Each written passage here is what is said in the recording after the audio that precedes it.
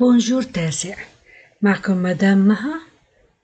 Je suis à la page 50, 51, 52 بالunité 3. أنا بالوحدة الثالثة، رح نبدأ بالوحدة الثالثة ونشوف شو رح ناخد فيها، ونبدأ بالاستيعاب الشفهي. قبل ما نبدأ فيه خلينا نشوف شو رح ناخد بهالunité. D'abord, qu'est-ce que vous voyez ici? شو شايفين هون؟ Dites-moi, قولوا لي شو شايفين. Je vois, moi je vois un métrage. هذا métrage يعني شريط سينمائي. Je vois deux personnes célèbres, شخصيتين مشهورين. Je vois Tom et Jerry, Tom Jerry. Ici je vois Le Petit Prince, c'est un roman. قصة الأمير الصغير. نتذكر كلياتنا شفنا بالتلفزيون، شفنا أفلام كرتون كان عن الرحال الصغير. هاي قصته رح نتعرف عليها بهالوحدة، Le Petit Prince، الأمير الصغير. Je vois une caméra، شايفة كاميرا. Je vois des tableaux, des peintures، لوحات أو رسمات. Une exposition، معرض. Je vois aussi un acteur syrien، ممثل سوري célèbre، مشهور، كلاتنا بنعرفه، c'est دريد لحام. Et celui-là, vous le connaissez؟ تعرفون هاد؟ Ne dites pas non، لا تقولوا لا. c'est ستيف جوبز. هذا ستيف جوبز اللي هو أسس شركة أبل. أكيد كلكم تعرفوها شركة. On dit qu'il est d'origine syrienne. بيقولوا عنه إنه هو أصله سوري. mais il est américain، بس هو أمريكي. هو أمريكي بس أصله سوري، هيك بيقولوا. Je vois aussi des livres. Une exposition de livres، معرض للكتب. lisons le titre، خلينا نقرأ العنوان. La culture، الثقافة. درسنا حلو وراح يدور عن الثقافة. كل هالشغلات راح نحكي عنها. On passe à la page 51. بالصفحة 51 بال51 هي مل الدراسة، بس لنطلع شو رح ناخد بهالوحدة، يعني لما بتخلص الوحدة الثالثة أنا شو بيكون لازم أعرف. بالاستيعاب الشفهي رح آخد، وهلأ رح آخد un document sonore، تسجيل صوتي sur une personne célèbre، عن شخصية مشهورة اللي هي un producteur d'origine syrienne، ويليام عنا، منتج من أصل سوري اسمه ويليام حنا. بالتعبير الشفهي production orale، je vais présenter une personne célèbre، بدي أحكي عن شخص مشهور. بالcompréhension de l'écrit، بالاستيعاب الكتابي، راح أفهم un document noce sur une œuvre culturelle، عن مؤلف ثقافي اللي هو راح يكون Le Petit Prince، راح أتعرف عليه وعلى الأمير الصغير، بدي أتعرف على القصة. أما بالجرامير فراح آخد قاعدة comment utiliser، كيف بستخدم le futur proche et le passé récent، المستقبل القريب والماضي القريب.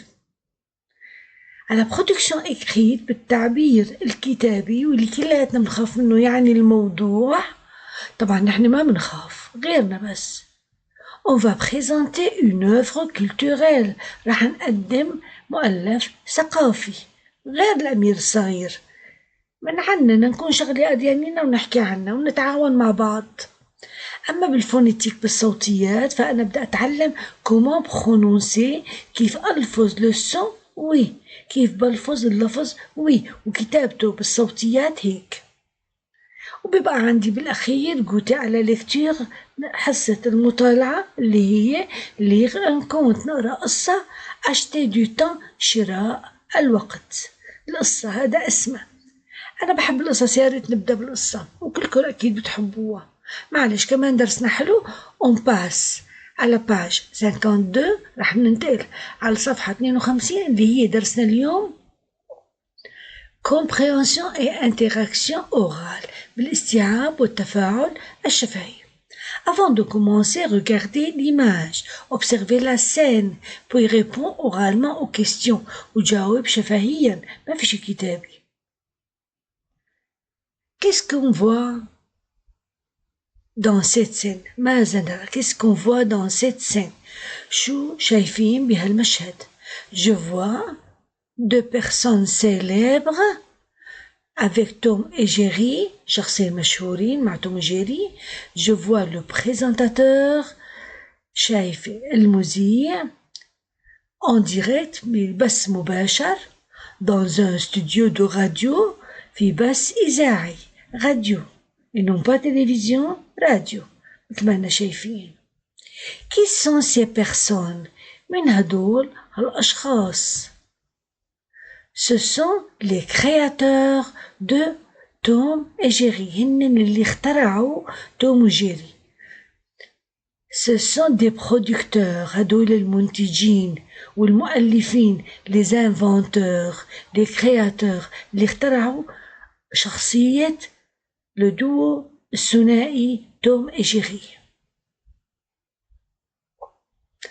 De quoi parle le présentateur؟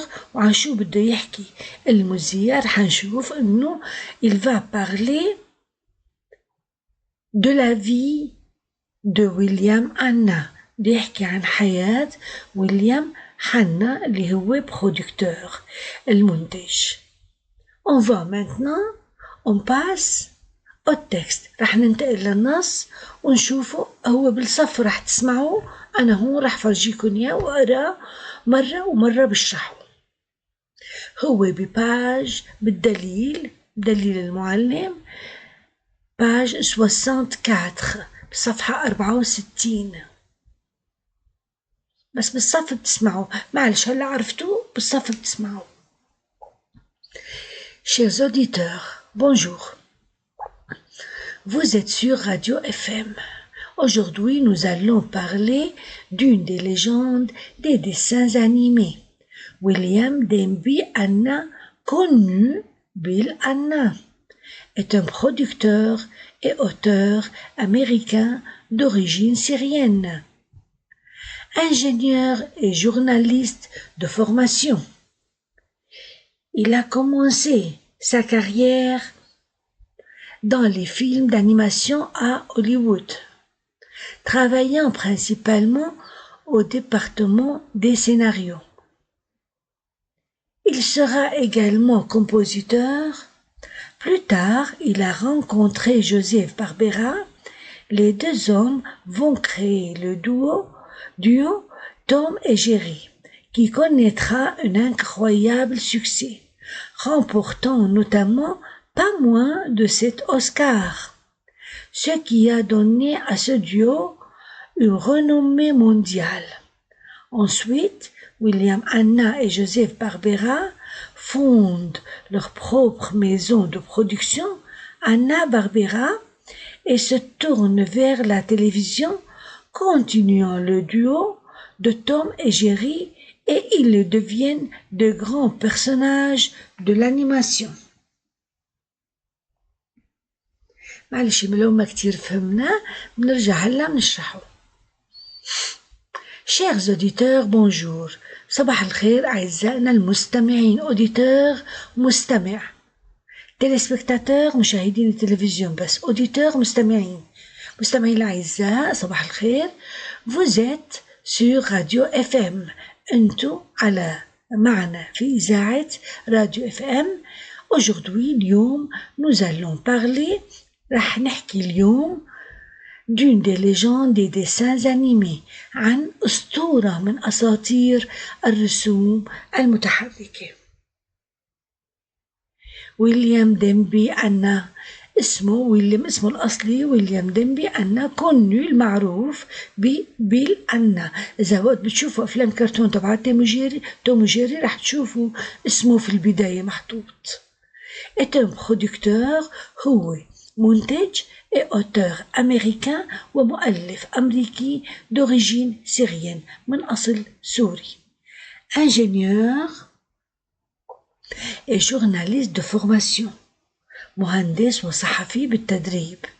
Il a commencé sa carrière بدأ مهنته dans les films d'animation في الأفلام الرسوم المتحركة أفلام الرسوم المتحركة à Hollywood في هوليوود travaillant principalement وعمل بشكل أساسي au département des scénarios في قسم السيناريو.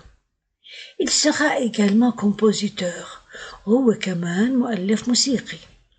Plus tard فيما بعد il a rencontré قابل جوزيف باربيرا هالشخص اللي تعاون معه مشان شخصية توم وجيري. les deux hommes والشخصين الرجلان vont créer اخترعوا le duo توم et الثنائي توم وجيري qui connaîtra الذي لاقى un incroyable succès نجاح لا يصدق. incroyable يصدق incroyable لا يصدق. remportant notamment وحصدوا بشكل خاص pas moins de 7 أوسكار مو أقل من 7 جوائز أوسكار. هي جائزة الإبداع ce qui a donné à ce duo une renommée mondiale وهالشي أعطى لهالثنائي شهرة عالمية. مونديال يعني international عالمي. ensuite يعني puis فيما بعد ذلك ويليام أنا وجوزيف باربيرا اثنيناتهم أسسوا leur propre maison de production دار إنتاج خاص فيهم إلهم بس سموه أنا باربيرا بكنيتهم يعني شراكة بين الاثنين. وراح تشوفوا كمان هالاسمين دايما موجودين بكل بداية ونهاية لتوم وجيري. ils se tournent وبعدين انطلقوا vers la télévision نحو التلفاز continuant واستمروا ب le duo de Tom et Jerry بالثنائي توم وجيري et ils deviennent وأصبحوا de grands personnages de l'animation من أهم شخصيات الرسوم أفلام الرسوم المتحركة. On revient à notre page. نرجع لصفحتنا. Avant de faire l'exercice B, on va lire le vocabulaire. نقرأ المفردات قبل ما ننتقل للتمرين. عرفناهم هدول وقلنا مين عن شو حكوا. هدول أورال ما في داعي نكتبهم. هون une légende أسطورة. أسطورة هي قصة خيالية بس إيسي هون بنصنا هو une personne شخص أو une création أو ابتكار إبداع très importante هام جدا. auteur يعني مؤلف ونفس الشيء inventeur مبتكر. compositeur musicien مؤلف موسيقي. carrière يعني مهنة حرفة vie professionnelle الحياة المهنية. أوسكار هي جائزة prix international du cinéma جائزة عالمية للسينما. national وطني قومي international دولي عالمي. renommé يعني réputation شهرة تنتينة يعني شهرة. On passe à l'exercice B بننتقل على التمرين B. écoute et fais le bon choix. ما بدنا نرجع نسمع مرة تانية لأنه انتو شفتوا رح نحله فورا. tu écoutes. qu'est-ce que tu as écouté شو سمعت؟ une interview un témoignage une présentation. une interview يعني لقاء. un témoignage شهادة. شفتوا شي لقاء حدا عم بحكي مع حدا نحن ما شفنا غير le présentateur مو شفنا سمعنا le présentateur ما كان في غير المذيع. طالما بس المذيع présentateur معناتها on a écouté une présentation فهو عرض تقديم. طالما نحن سمعنا un présentateur معناتها قدم لنا une présentation. combien de personnes parlent بهالبريزنتاسيون بهالتقديم كم شخص كان عم يحكي؟ une personne deux personnes 3 personnes. أكيد ما كان في عنا غير المذيع وشفناه بالصورة une personne Ce document est هالتسجيل اللي سمعناه une émission radiophonique, un journal télévisé, une conversation téléphonique. النص شو كان؟ une émission radiophonique يعني بث إذاعي مو بس بالسين بثاء بث إذاعي طبعا من راديو مبين un journal télévisé أخبار مصورة لا أكيد لا ما هي على التلفزيون une conversation téléphonique محادثة تليفونية ليش عم يحكي مع حاله لا أكيد هنا ce document est une émission radiophonique إذن هو بث إذاعي dans ce document بهالتسجيل on parle عم يحكوا عن d'un chanteur d'un producteur d'un acteur عن مين كانوا عم يحكوا عن مغني un chanteur من chanter غنى un producteur عن منتج oui c'est vrai منتج ويليام أنا d'un acteur عن ممثل non ما كانوا عم يحكوا عن ممثل لأنه ما كان هو ممثل هو منتج donc tu écoutes une présentation une personne parle ce document est une émission radiophonique. Dans ce document, on parle d'un producteur. De quoi parle le présentateur? Il parle du producteur William Anna. كان عم يحكي عن de la vie de William Anna. كان عم يحكي عن حياة ويليام حنا هو هذا المنتج donc j'ai fini la page 52 خلصنا صفحة 52 كانت معكم مدام ما بتقولكم au revoir et à la prochaine fois bye bye